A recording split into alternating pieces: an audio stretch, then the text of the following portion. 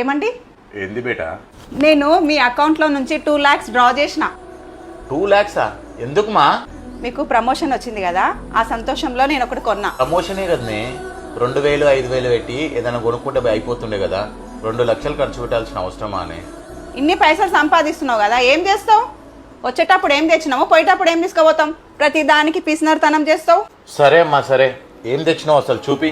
ఏం తెచ్చినా చూపియాలా? ఇగో. వావ్, బంగారు గాజులు.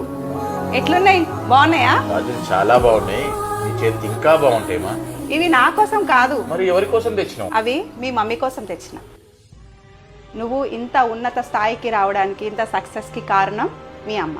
తను ఎంతో కష్టపడి మిమ్మల్ని చదివించి ఇక్కడ దాకా తీసుకొచ్చింది కాబట్టి అది మీ మమ్మీ కోసం తీసుకున్నాను. అంటారు కదా, విజయం సాధించిన మగాడి వెనుక ఒక ఆడది ఉంటుందని. అది మీ అమ్మ. మీ అమ్మ నాన్నకు మనం ఎంత పెట్టినా అది చాలా తక్కువే. రియల్గా నేను ఎంత అదృష్టవంతుని. నా అమ్మ నా గురించి ఎలా అయితే ఆలోచిస్తుందో అలాగే నువ్వు నా గురించి, నా ఫ్యామిలీ గురించి ఆలోచిస్తున్నావు. నీలాంటి భార్య దొరకడం నిజంగా నా అదృష్టం అమ్మ. I love you so much.